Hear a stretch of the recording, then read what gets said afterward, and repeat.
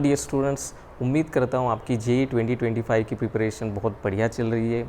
आपने dear students बहुत बार सुना होगा कि जेईई प्रिपरेशन के दौरान एनसीईआरटी कितनी इंपॉर्टेंट है, NCERT is the most important. लेकिन मैक्सिमम स्टूडेंट्स एनसीईआरटी को उस वे में नहीं पढ़ पाते हैं और नतीजा एनसीईआरटी से वो मैक्सिमम बेनिफिट नहीं उठा पाते। आज हम लोग इसी बात पे चर्चा करने वाले हैं कि एनसीईआरटी को किस वे में पढ़ा जाए ताकि आप एनसीईआरटी से मैक्सिमम इन्फॉर्मेशन एक्सट्रैक्ट कर पाएँ। 5 सीख मैं आपको देने वाला हूँ। हर एक सीख को आप देखें, एनालाइज करें और इसी वे में एनसीईआरटी को पढ़ने की कोशिश करें। आप देखेंगे डेफिनेटली आपको एनसीईआरटी से मैक्सिमम बेटर रिजल्ट्स मिलेंगे एज़ कम्पेयर टू प्रीवियस। तो पहली सीख जो आपको यहाँ मिलने वाली माय डियर स्टूडेंट्स वो ये है कि एनसीईआरटी को पढ़ते वक्त, जैसे अभी ये क्वेश्चन है ना, ये क्वेश्चन है, देखो इस क्वेश्चन में क्या बोला गया है कि 2 बॉल से भैया 2 सिचुएशंस यहाँ पे, दोनों सिचुएशंस में 2 बॉल्स टकरा रहे हैं इस रिजिड बॉल के साथ। ये 2 रिजिड वर्टिकल बॉल्स है, इनके साथ बिलियर्ड बॉल टकरा रहा है। 2 सिचुएशन यहाँ दी गई है। पहले सिचुएशन में बॉल लीनियरली है ना, मतलब नॉर्मली आ रहा है, टकरा रहा है यू स्पीड से और टकरा के वापस सेम स्पीड से जा रहा है, तो है ना। सेकेंड सिचुएशन में क्या हो रहा है, सेम वर्टिकल सरफेस से, सेम रिजिड वर्टिकल सरफेस से बॉल यू स्पीड से आ रहा है, टकरा के वापस जा रहा है। बस इस बार नॉर्मली ना आके कुछ एंगल पे आ रहा है, मतलब ऑब्लिकली आ रहा है ना। दोनों सिचुएशंस में आप देख पा रहे हैं भले स्पीड चेंज नहीं हो रही है लेकिन वेलोसिटी चेंज हो रही है, और वेलोसिटी चेंज हो रही तो मोमेंटम चेंज हो रहा है और इम्पल्स भी आ ही रहा है। तो इस क्वेश्चन में आप देख सकते पूछा क्या था, है ना। वैसे तो और भी कुछ पूछा था, फोर्स की डायरेक्शन वगैरह भी पूछी थी, लेकिन यहाँ मेन जो क्वेश्चन यहाँ पूछा था वो था इम्पल्स। तो आप देखिए यहाँ पे इम्पल्स पूछा हुआ है ना। तो माय डियर स्टूडेंट्स आप देखो यहाँ पे क्या पूछा है भैया, इम्पल्स। ये देखिए इम्पल्स इसका रेशियो, फर्स्ट केस में इम्पल्स निकालिए, सेकंड केस में इम्पल्स निकालिए और दोनों का रेशियो पूछा था। अब अगर आप एनसीईआरटी को पढ़ेंगे तो इस क्वेश्चन को डिटेल में सॉल्व किया हुआ है, इनिशियल मोमेंटम, फाइनल मोमेंटम वगैरह वगैरह करके, है ना। चेंज इन मोमेंटम निकाला हुआ है और हम जानते हैं change in momentum is nothing but impulse, है ना। तो बिल्कुल क्वेश्चन को अच्छे से सॉल्व किया हुआ है। लेकिन ये क्वेश्चन आप देखो भाई बहुत बार पूछा है, बहुत से एग्जाम्स में, जेईई में भी पूछा है बहुत बार, है ना। और हम लोग इस क्वेश्चन को जब हम इसका एनालिसिस करेंगे, है ना, पूरे क्वेश्चन को आप देखो तो इस पूरे क्वेश्चन का जो जे है या दैट इज इम्पल्स या चेंज इन मोमेंटम, है ना, तो इस इम्पल्स को मैं एक छोटे से रिजल्ट में जनरलाइज कर सकता हूँ, है ना। कैसे, जैसे यहाँ पे आप देखो 2mv cos थीटा, है ना। इस पूरे क्वेश्चन में जो इम्पल्स निकालना है, ऑब्वियसली सेम स्पीड से बॉल आ रहा है, टकरा के सेम स्पीड से जा रहा है ना, स्पीड चेंज नहीं हो रही है। तो क्या मैं इस पूरे क्वेश्चन को इस रिजल्ट में जनरलाइज कर सकता हूँ? Impulse is 2mv cos theta where theta is angle with the normal. ये नॉर्मल, ये रिजिड सरफेस है, रिजिड सरफेस के साथ ये नॉर्मल डायरेक्शन है, एंगल विद द नॉर्मल, है ना, angle of the velocity with the normal. अगर मैं इस पूरे क्वेश्चन को इस छोटे से रिजल्ट में जनरलाइज कर पाऊँ, है ना, तो मुझे एग्जाम में अगर इस पे क्वेश्चन पूछा गया तो मुझे वापस इसको सॉल्व नहीं करना है, क्योंकि फ्रीक्वेंटली आस्क्ड क्वेश्चन है भैया, तो हम इसको जनरलाइज करने की कोशिश करेंगे। तो जनरलाइज किया है मैंने 2mv cos theta where v is the speed of the ball, theta is angle with the normal, है ना। अब इसी सिचुएशन को, इसी जनरलाइज रिजल्ट को हम अप्लाई करके देखते हैं एक क्वेश्चन में जो बिल्कुल सेम क्वेश्चन पूछा था, जे में पूछा था। इसकी बात करते हैं हम लोग, आइए भाई देखो, इसकी बात करते हैं हम लोग। ये देखिए, ये अगला क्वेश्चन है ना, आइए भाई ये अगला क्वेश्चन। ये क्वेश्चन जेईई का है, 2021 का क्वेश्चन है। सेम क्वेश्चन पूछा हुआ है जैसे एनसीईआरटी में है, लेकिन अगर हम सेम वे में सॉल्व करेंगे तो माय डियर स्टूडेंट्स हम लोग यहाँ लैग करेंगे। अगर हम इस क्वेश्चन को जनरलाइज वे में सॉल्व करते, जो कि हमने जनरलाइज रिजल्ट यहाँ देखा था, क्या कि इम्पल्स अगर सेम स्पीड से बॉल आके टकरा के जा रहा है तो इम्पल्स जो हमने अभी भी जनरलाइज किया था, क्या था वो, delta P that is 2mv cos theta where theta is angle of the velocity with the normal, है ना। और अगर मैं इस रिजल्ट को यूज़ कर सकता हूँ तो मैं ये क्वेश्चन बहुत जल्दी सॉल्व कर पाऊंगा भैया, इजीली सॉल्व कर पाऊंगा। मुझे वापस से डिटेल में हर एक स्टेप सॉल्व करने की ज़रूरत नहीं। तो स्मार्ट वर्क किया है मैंने यहाँ, इस रिजल्ट को फ्रीक्वेंटली आज सिचुएशन को मैंने जनरलाइज किया है। अब इस रिजल्ट को मैं 2 बार यूज़ कर रहा हूँ। फर्स्ट केस में, सेकंड केस में। आइए, फर्स्ट केस में बॉल आ रहा है नॉर्मल, तो फर्स्ट केस में अगर इम्पल्स निकालो, चूंकि बॉल नॉर्मली आ रहा है और हमारा एंगल नॉर्मल के साथ थी, तो नॉर्मल के साथ इसका एंगल क्या हो गया, 0, तो थीटा 0 कॉस 0 1, तो इम्पल्स फर्स्ट केस में आ गया भाई 2mv, है ना, 2mv। देखो एक झटके में। सेकंड सिचुएशन में इम्पल्स निकाल रहा हूँ। अब दोनों सिचुएशंस में आप देखो, बॉल का मास दिया है, सब कुछ दिया है ना, बॉल की जो स्पीड है, speed, if the balls gate reflected with the same speed, है ना, मतलब यहाँ u से आ रहा है, u से जा रहा है, यहाँ भी u से आ रहा है, u से जा रहा है ना, तो स्पीड वगैरह सब सेम है, बस एंगल चेंज हो रहा है। तो फर्स्ट केस में इम्पल्स ये आ रहा है, चूंकि बॉल आ रहा है नॉर्मली और स्पीड u है, तो इसको u लिख दिया मैंने, 2mu। सेकंड केस में इम्पल्स निकालना है भाई, सेकंड केस में स्पीड तो सेम है, लेकिन इस बार बॉल एंगल पे आ रहा है और नॉर्मल के साथ एंगल आप देख पा रहे हो कितना है, 45 डिग्री। तो सेकंड केस में अगर मैं इसी रिजल्ट को यूज करूँ तो इम्पल्स मिल रहा है मेरे को 2mu, that is 2mv, and cos theta, theta is 45, cos 45 1/√2, तो 1/√2, है ना, तो इसी को मैं लिख सकता हूं √2 times mu। This is the impulse in the second case. और इन्हीं इम्पल्सेस का आपको रेशियो पूछा था, तो माय डियर स्टूडेंट्स, है ना, जो रेशियो आ रहा है यहाँ इम्पल्स का, J1/J2, mu तो कैंसिल हो जाएगा, that is 2/√2, and that is again √2, that is √2 is to 1, है ना, देख रहे भैया। तो क्या किया हमने यहाँ, पहली सीख जो मुझे यहाँ मिल रही है, पहली सीख, क्या सीख मिल रही है मुझे, पहली सीख, try to generalize the frequently asked situation.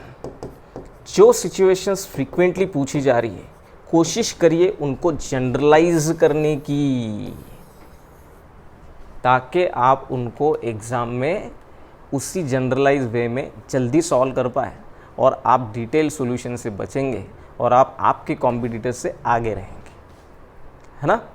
चलते अगली सिचुएशन पे, है ना, 5 सीख देने वाला हूँ आपको, है ना। आइए भाई, दूसरी सीख, दूसरी सिचुएशन आई, देखिए ये अगली सिचुएशन, है ना। अब अगली सिचुएशन में देखो भैया क्या हो रहा है, अगली सिचुएशन में क्या हो रहा है, ये रोटेशनल मोशन का क्वेश्चन। रोटेशनल मोशन में रोलिंग मोशन की ये सिचुएशन है। यहाँ पे मुझे, अगर मैं पढ़ता हूँ तो मुझे क्या दिख रहा है भैया, ये रोलिंग मोशन हो रही है। यहाँ क्लियर कट लिखा है कि अगर हमको रोलिंग मोशन चाहिए विदाउट स्लीपिंग, है ना, विदाउट स्लीपिंग, मतलब हमको प्योर रोलिंग मोशन करनी। कौन सी मोशन करनी भाई, प्योर रोलिंग मोशन चाहिए without sleeping, pure rolling motion चाहिए, ऐसा बोल रहे हो। तो यहाँ दिया है, कंडीशन है कि सेंटर ऑफ मास की जो वेलोसिटी है वो r ओमेगा के इक्वल होनी चाहिए, है ना। और यहाँ एक और बात दी है, चूंकि बॉडी यहाँ रोल कर रही है तो बॉडी के ऊपर का हर एक पॉइंट सर्कुलर मोशन कर रहा है ना। और ये जो पॉइंट है, मतलब चूंकि बॉडी रोलिंग मोशन कर रही है तो बॉडी के पास 2 प्रकार की मोशन है, एक तो बॉडी ट्रांसलेट भी कर रही है और रोटेट भी कर रही है। रोटेट करते करते आगे जा रही है, इसीलिए कंबाइंड मोशन है।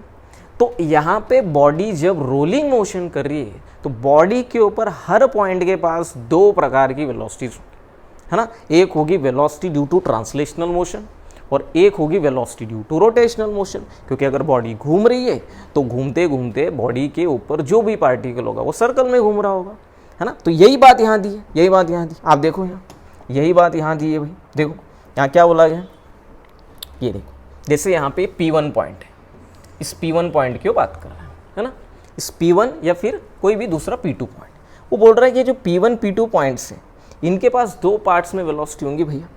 एक होगी VCM, that is 1 is the translational velocity VCM, क्योंकि हम जानते हैं बॉडी रोलिंग मोशन कर रही है, तो एक वेलोसिटी होगी ड्यू टू ट्रांसलेशन, और दूसरी इसी पॉइंट के पास जो कि बॉडी के ऊपर है, उसी पॉइंट के पास एक और वेलोसिटी होगी, कौन सी, ड्यू टू रोटेशन, है ना, VR इज r ओमेगा। तो एक और होगी भैया velocity on account of rotation, that is वो पॉइंट घूम भी रहा है और हम जानते हैं घूमता है तो पार्टिकल के पास कौन सी वेलोसिटी होती है, r ओमेगा, जो कि रेडियस को परपेंडिकुलर है ना, सर्कुलर मोशन, है ना। ये देखो यहाँ, तो VR is directed perpendicular to the radius vector, तो इन शॉर्ट इस पूरे पैराग्राफ को अगर मैं पढ़ता हूँ तो मुझे यहाँ ये समझ रहा है कि अगर कोई बॉडी रोलिंग मोशन करे तो उसके ऊपर जो भी पॉइंट है, पार्टिकल है, उसके पास दो प्रकार की वेलोसिटीज होंगी। एक होगी वेलोसिटी ड्यू टू ट्रांसलेशन, एक होगी velocity due to rotation. Translation वाली वेलोसिटी तो VCM ही रहेगी, और रोटेशन के वजह से बॉडी से पार्टिकल जो है सर्कल में घूमेगा तो इसके पास एक और वेलोसिटी होगी, कौन सी, R omega, that is radius को परपेंडिकुलर। और दोनों को जब हम ऐड करेंगे तो हमको टोटल वेलोसिटी मिलेगी। तो इस P1 पॉइंट की वेलोसिटी उन्होंने ऐसी निकाली है ना। इस P1 पॉइंट के पास दो वेलोसिटी होंगी, एक तो होगी भैया VCM, एक तो होगी भैया VCM है ना, जो कि ट्रांसलेशन से आ रही है, और एक होगी R ओमेगा, क्योंकि P1 सर्कल में घूम रहा है, बॉडी के साथ साथ वो सर्कल में घूम रहा है, और R ओमेगा होता है रेडियस को परपेंडिकुलर।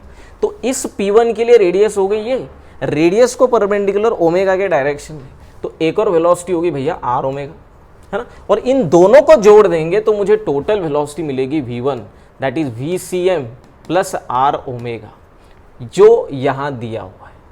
और चूंकि ये रोलिंग मोशन है तो VCM और R ओमेगा हमेशा इक्वल होंगे, तो VCM और R ओमेगा भी VCM हो गया, फिर तो VCM प्लस VCM, तो ये हो गई 2VCM है ना।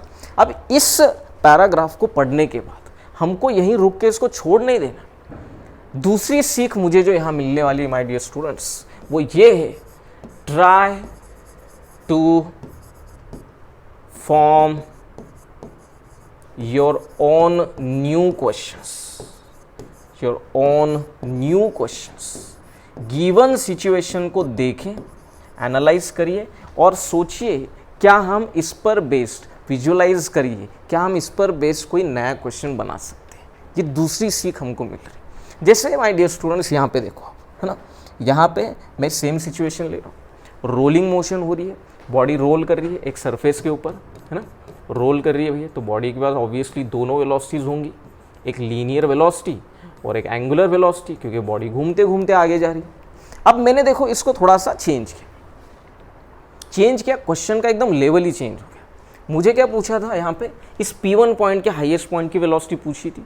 अब मैं यहाँ नया क्वेश्चन बनाता हूँ कि भाई इस पॉइंट को थोड़ा सा चेंज कर दे। मान लो मुझे इस पॉइंट की वेलोसिटी पूछी, कौन सा पॉइंट, जो यहाँ पे है भाई, यहाँ पे है सरकमफ्रेंस पे, यहाँ पे है ना। इस पॉइंट की वेलोसिटी पूछी है, जिसका रेडियस वेक्टर को कुछ एंगल दे देता हूँ मैं है ना।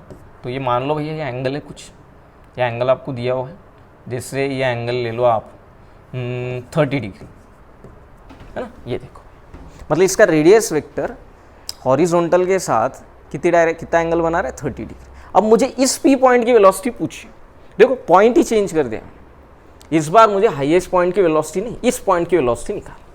कंसेप्ट वही यूज कर रहा है। क्या बोलती भैया एनसीईआरटी कि इस पॉइंट के पास दो वेलोसिटी होंगी, एक होगी velocity due to translation that is VCM है ना, जो कि बॉडी की लीनियर वेलोसिटी है, जो कि एज इट इज रहेगी VCM। दूसरी एक और वेलोसिटी होगी इस पॉइंट के पास, वेलोसिटी ड्यू टू रोटेशन, क्योंकि बॉडी घूम रही है तो बॉडी के साथ पार्टिकल सर्कल में घूम रहा है, और सर्कल में एक और वेलोसिटी होती है R omega, that is tangential और रेडियस को परपेंडिकुलर। तो इस पॉइंट का रेडियस वेक्टर ये है, इस रेडियस को परपेंडिकुलर ओमेगा के डायरेक्शन, क्या ये होगा भैया R ओमेगा है ना। और इन दोनों इफेक्ट्स को, इन दोनों वेलोसिटीज को मैं ऐड करूंगा तो मुझे मिलेगी P पॉइंट की टोटल वेलोसिटी। यही बोल रहा है ये पैराग्राफ है ना, यही बोल रहा है। लेकिन अब एक और गलती कर देते भैया स्टूडेंट्स, यहाँ इनको डायरेक्ट नहीं ऐड करना है, क्योंकि दोनों वेलोसिटीज है तो वेक्टर ऐड करना है ना। तो जब मैं इन दोनों को ऐड करूंगा वेक्टोरियली, जब हम इन दोनों को ऐड करूंगा, जब हम इन दोनों को ऐड करेंगे vectorially, this will be total velocity, कुछ बीच में से ऐसी जाएगी, और जिसको मैं अगर निकालता हूँ है ना, वो क्या आएगा भैया, चूंकि मैं जानता हूँ यहाँ रोलिंग मोशन हो रहा है, प्योर रोलिंग मोशन हो रहा है, तो R ओमेगा और VCM इक्वल है। तो अगर ये VCM है तो ये भी VCM ही है, और इन दोनों VCM का ये टोटल है ना। तो ये रिजल्टेंट वेक्टर हो गया भैया, और हम जानते हैं रिजल्टेंट वेक्टर आप निकाल सकते हो √A² + B² + 2AB cos theta. लेकिन माय डियर स्टूडेंट्स यहाँ एक और चीज़ हम यूज़ कर सकते हैं, फिर स्मार्ट वर्क यूज़ कर सकते हैं।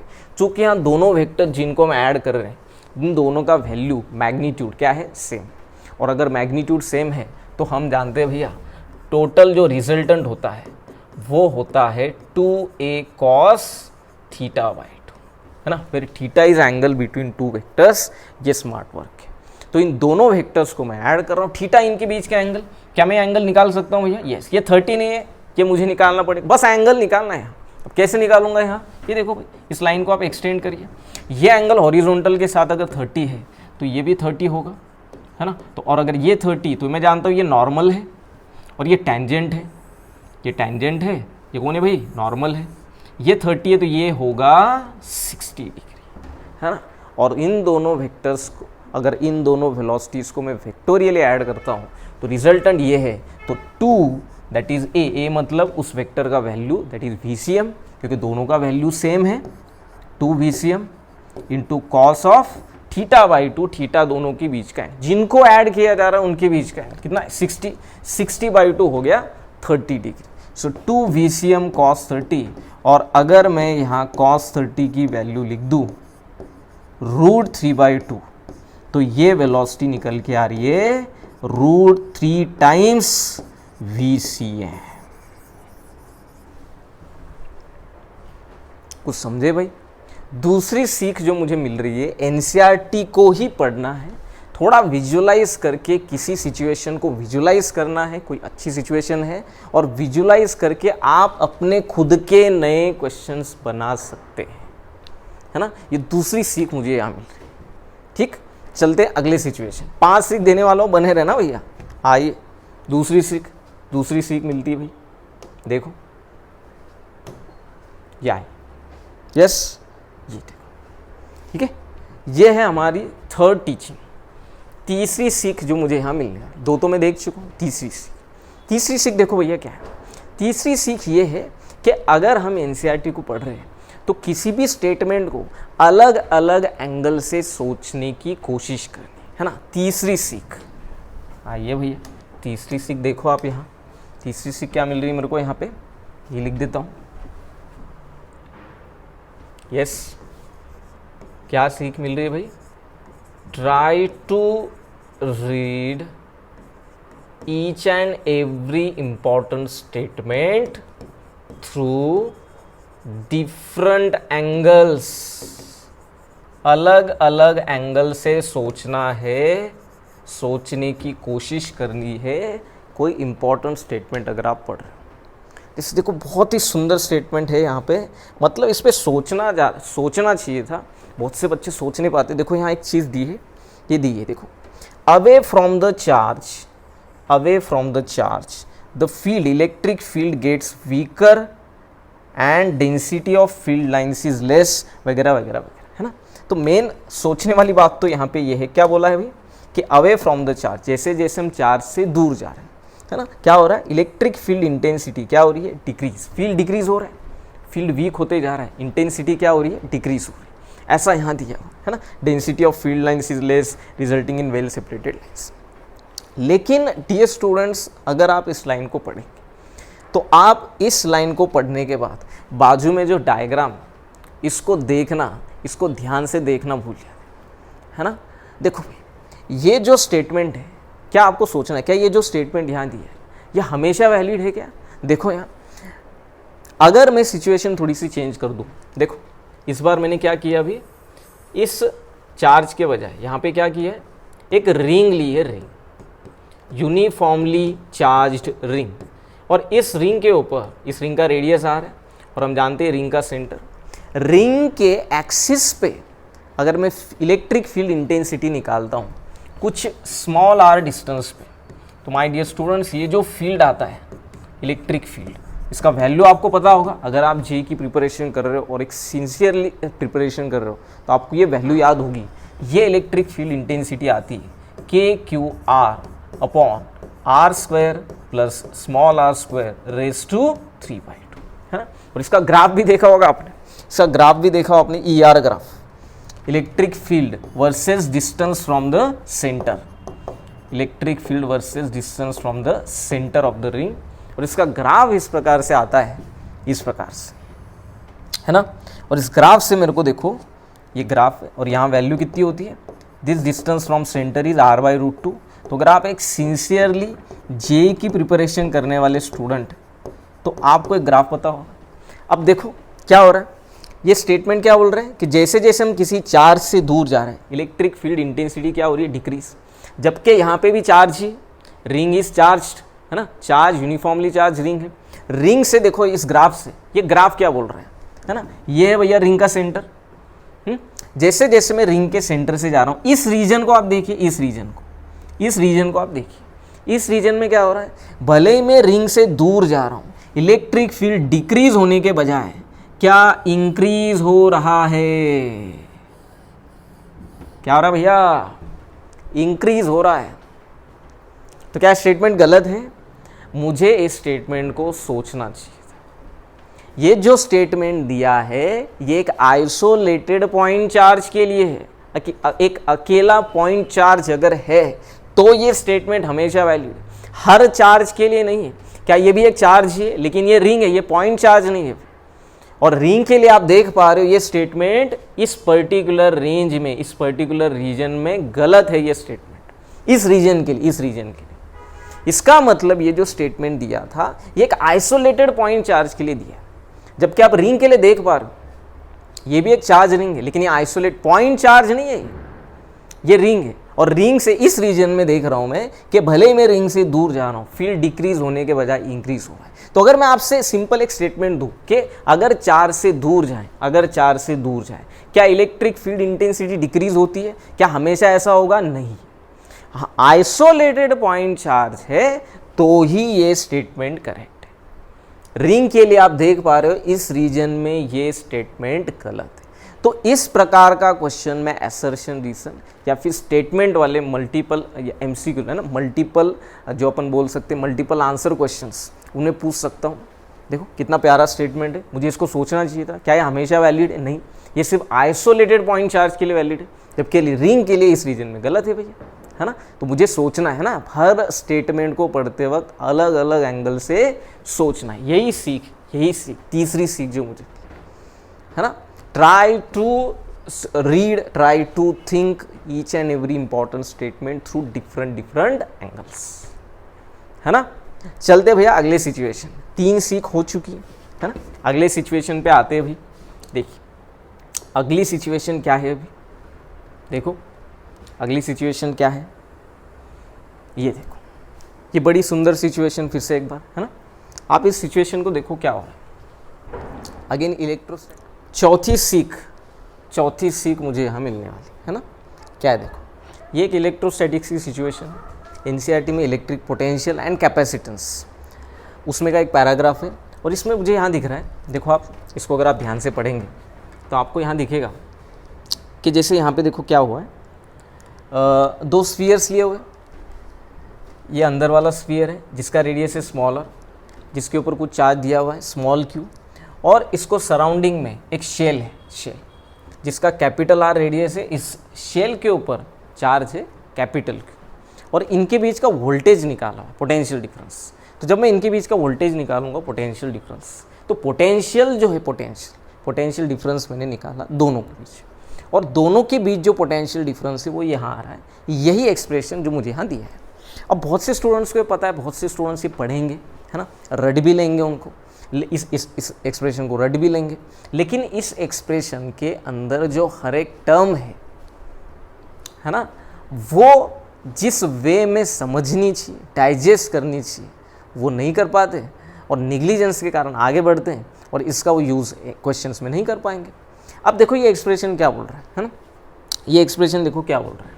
देखो ये एक्सप्रेशन क्या बोल रहा है, आप रट तो लिया आपने इक्वेशन। क्या है ये कि भाई अगर मैं इसको लिखता हूँ, potential difference between inner sphere and outer sphere, इनके बीच का जो पोटेंशियल डिफरेंस है ये 1/4πε0, इसको तो मैं k लिख सकता हूँ।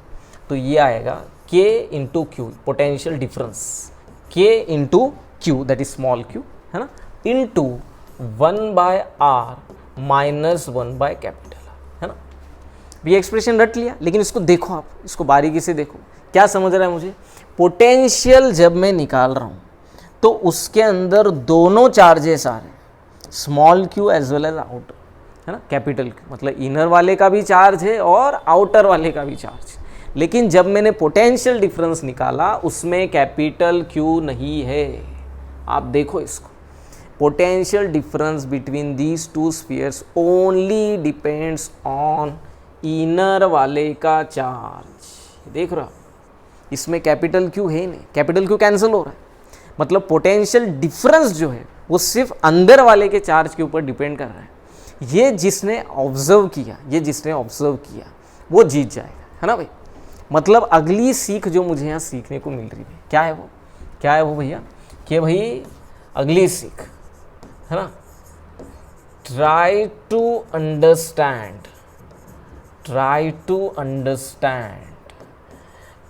Each and every term in the equation. किसी भी इक्वेशन के आप हर एक टर्म को समझने की कोशिश करो, उसको प्रॉपरली डाइजेस्ट करो। एक्सप्रेशंस बोलती है माय डियर स्टूडेंट्स। अब इसी बात को अगर आपने ध्यान से देखा तो एक सुंदर क्वेश्चन यहाँ पे, बहुत अच्छा क्वेश्चन यहाँ पूछा हुआ है जेईई में। देखो 2019 का क्वेश्चन है ना, क्वेश्चन पढ़ रहा हूँ मैं आपके लिए। क्वेश्चन देखो क्या बोल रहा है कि एक सॉलिड कंडक्टिंग स्फीयर है, इसके ऊपर चार्ज Q है and that is surrounded by an uncharged conducting hollow spherical shell. मतलब मेरे पास एक स्फीयर है भैया, एक स्फीयर है मेरे पास, इसके ऊपर चार्ज कितना है, कैपिटल Q, और इसके सराउंडिंग में एक शेल है, जो कि फिलहाल अनचार्ज है ना, अनचार्ज। आगे बोल रहा है let the potential difference between the surfaces कितना V, इनके बीच का पोटेंशियल डिफरेंस अभी फिलहाल कितना है, V है, ऐसा बोल रहा है।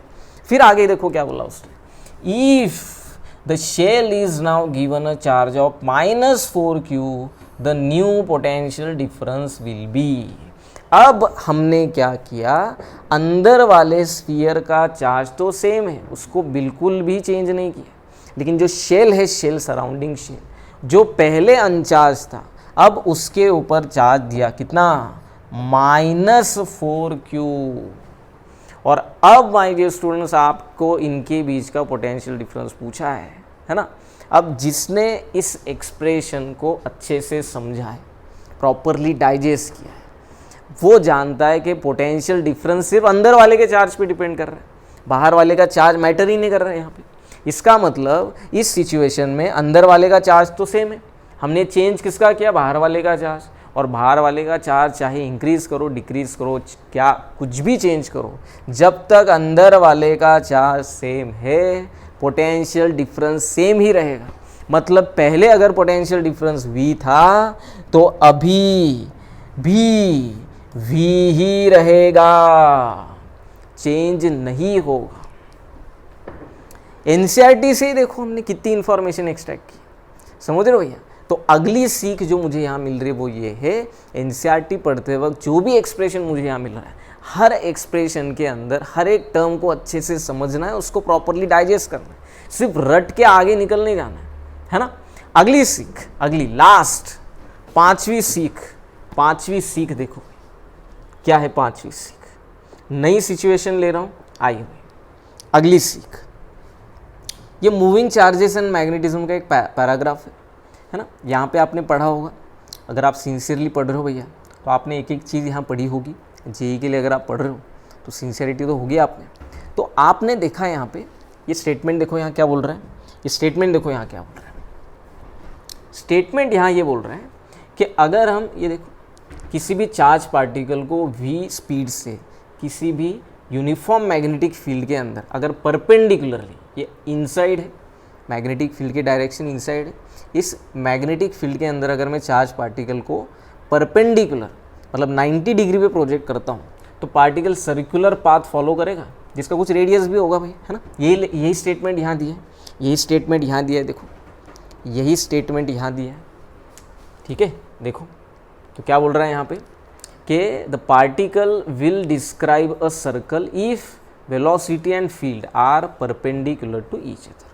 और सर्कल में घूमेगा पार्टिकल तो पार्टिकल की कुछ रेडियस भी होगी भाई, उसी रेडियस को यहाँ निकाला है और उसका एक्सप्रेशन दिया हुआ है। ये रेडियस है, देखो ये रेडियस है यहाँ पे, ये रेडियस यहाँ दी है, एक सेकंड, ठीक है। ये रेडियस यहाँ दी है भाई, क्या है रेडियस, ये देखो रेडियस इज mv/qb, ये रेडियस यहाँ दी है। अब प्रॉब्लम क्या है इस एक्सप्रेशन के साथ, इस एक्सप्रेशन के साथ प्रॉब्लम क्या है ना, देखो इस एक्सप्रेशन के साथ क्या प्रॉब्लम है। तो बहुत से स्टूडेंट्स को ये एक्सप्रेशन पता होगा, रेडियस इज mv/qb, लेकिन ये एक्सप्रेशन स्पीड के टर्म में लिखा है, जो कि पार्टिकल की क्या है, स्पीड, रेडियस इज mv/qb। लेकिन आप खुद सोचो, क्या इसी एक्सप्रेशन में क्या मैं वेरिएबल्स थोड़े से चेंज मतलब इन क्वांटिटीज़ को अगर मैं चेंज कर देता हूँ तो क्या इसका नया फॉर्म बना सकता हूँ? क्या इस एक्सप्रेशन को मैं काइनेटिक एनर्जी के टर्म में लिख सकता हूँ? क्योंकि अगर पार्टिकल के पास स्पीड है तो काइनेटिक एनर्जी भी है ना। क्या ऐसा सोचना चाहिए भाई मुझे? बिल्कुल। मतलब ये एक्सप्रेशन जो स्पीड के टर्म में है उसको मैं काइनेटिक एनर्जी के टर्म में भी लिख सकता हूँ। वो एक्सप्रेशन एनसीईआरटी में नहीं है, वो मुझे सोचना पड़ेगा, राइट। अगर मैं काइनेटिक एनर्जी के टर्म में इसको लिखूँ, काइनेटिक एनर्जी क्या है भाई, हाफ mv²। अगर यहाँ से mv निकाल दूँ मैं काइनेटिक एनर्जी, 2-3 स्टेप का अगर कैलकुलेशन में कर दूँ तो यहाँ पे ये एक्सप्रेशन काइनेटिक एनर्जी के टर्म में आएगा √2mk/qb, है ना।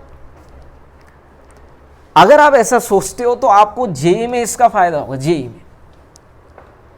जेई में जो एक्सप्रेशन दिख रहा है उसी पे पूछेगा, ऐसा नहीं उसको थोड़ा चेंज कर सकता। और इसी बात पे एक क्वेश्चन पूछा था जेई का, वो अब मैं कराता हूँ आपको। देखो क्वेश्चन क्या था, है ना। क्वेश्चन देखो क्या है भैया, ठीक है। क्वेश्चन देखो आप क्या है, क्वेश्चन ये है, ये है ना। इसी कंसेप्ट पे क्वेश्चन पूछा है, बिल्कुल सेम। क्या बोला है कि 3 चार्ज पार्टिकल से, प्रोटॉन, ड्यूट्रॉन, अल्फा पार्टिकल, इन तीनों को प्रोटॉन, ड्यूट्रॉन, अल्फा पार्टिकल, इन तीनों को सेम काइनेटिक एनर्जी से प्रोजेक्ट किया ट्रांसवर्स मैग्नेटिक फील्ड में। देखो सेम काइनेटिक एनर्जी से एंटर कर रहे हैं यूनिफॉर्म मैग्नेटिक फील्ड के अंदर एट राइट एंगल्स। और हम जानते हैं भाई किसी भी चार्ज को अगर राइट एंगल्स पे 90 डिग्री पे परपेंडिकुलर टू फील्ड अगर लॉन्च किया गया तो वो सर्कुलर पाथ फॉलो करेगा। मतलब ये तीनों अपने अपने सर्कल में घूमेंगे और इनकी कुछ रेडियस भी होगी। आपको क्वेश्चन में क्या पूछा है, रेशियो ऑफ देयर रेडाई, है ना, उनके रेडियस का रेशियो पूछा है। अब मतलब रेडियस का फॉर्मूला तो लगना है। अब जिसने एनसीईआरटी सिर्फ एज इट इज पढ़ी है बिना कोई सोचे समझे, सिर्फ पढ़ के आगे चला गया है, तो उसको तो वही एक्सप्रेशन दिखेगा, रेडियस इज mv/qb। लेकिन क्वेश्चन में स्पीड नहीं काइनेटिक एनर्जी दी है, तो इस क्वेश्चन में ये एक्सप्रेशन नहीं, काइनेटिक एनर्जी में जो हमने बनाया हुआ है वो काम में आएगा, दैट इज √2mk/qb। समझ रहे हो भाई कैसे पढ़ना है इसको? मतलब अगली लास्ट सीख, 5वीं सीख जो मुझे यहाँ मिल रही, क्या मिल रही है भैया, try to make different forms, है ना, ऑफ द गिवन एक्सप्रेशन। दिए हुए फॉर्मूले के एक्सप्रेशन के अलग अलग फॉर्म बनाना सीखो, आपको एग्जाम में वो काम में आ जाएंगे। अब इस क्वेश्चन को आप इजीली सॉल्व कर सकते हो, चूंकि काइनेटिक एनर्जी वाला एक्सप्रेशन है मेरे पास, क्वेश्चन में मेरे को दिया हुआ है। देखो भाई क्वेश्चन में क्या दिया है, कौन कौन है, proton, deuteron and alpha particle, इनकी बात हो रही है। तो हर एक के ऊपर का मास, चार्ज, सब कुछ मुझे मालूम है ना। जैसे प्रोटॉन की बात करें अपन, प्रोटॉन, ड्यूट्रॉन, अल्फा, है ना। अगर हम इनकी बात करें तो क्या मालूम है भाई मुझे, प्रोटॉन पे अगर मास, प्रोटॉन का मास अगर m मान लो और चार्ज ही मान लो, तो ड्यूट्रॉन पे क्या होता है भाई, ड्यूट्रॉन पे चार्ज तो सेम ही होगा, मास डबल होगा बस, है ना। और अल्फ़ा पे चार्ज डबल होगा 2e, तो मास होगा प्रोटॉन का 4 टाइम्स, है ना। ये सबको पता है। अब जिसको ये पता है वो सीधा इस एक्सप्रेशन में यूज़ कर लेगा। इस क्वेश्चन में काइनेटिक एनर्जी सेम है ना, मैग्नेटिक फील्ड सेम है, क्योंकि तीनों को सेम फील्ड में प्रोजेक्ट किया हुआ है। 2 तो कांस्टेंट है, मतलब ये रेडियस सिर्फ डिपेंडेंट है on square root of mass upon charge पे। अब इसको 3 बार यूज़ करना है, 3 रेडियस आएंगी, तीनों का रेशियो ले लेंगे भाई। तो देखो पहले की रेडियस, प्रोटॉन की radius is some constant into root of mass of proton, proton का मास m है, चार्ज तो e है, तो √m/e हो गया, √m/e।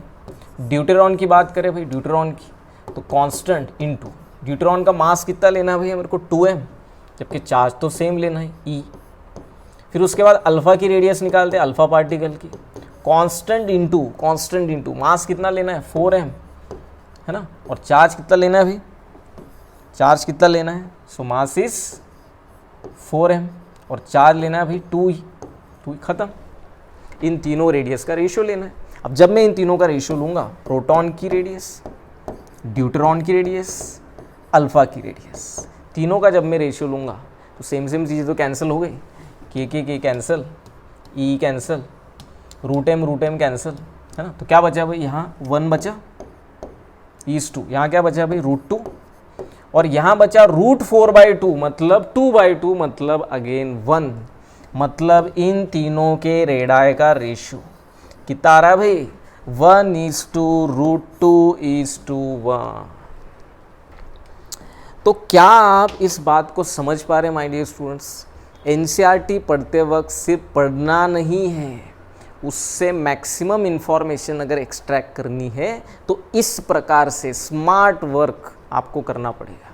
इन 5 सीख को आप देखो, एनालाइज करो, और अपने एनसीईआरटी को जब आप पढ़ रहे होंगे जेईई 2025 के लिए या रिवाइज कर रहे होंगे तो इन सीखों को आप अप्लाई करो। आपकी एनसीईआरटी रीडिंग डेफिनेटली इफेक्टिव होगी और आपको बेटर रिजल्ट्स मिलेंगे। उम्मीद करता हूँ आपके लिए वीडियो बेनिफिशियल रहा होगा और जेईई के लिए, जेईई प्रिपरेशन के लिए आपको ये फ़ायदेमंद होगा। माय डियर स्टूडेंट्स, बने रहिए हमारे साथ, क्योंकि हम जेईई 2025 के फर्स्ट सेशन की जो एग्ज़ाम है उसके लिए हम लोग जल्दी एक मिक्स क्वेश्चंस की एक प्रैक्टिस सीरीज लॉन्च करने वाले हैं, लर्न विद द बेस्ट।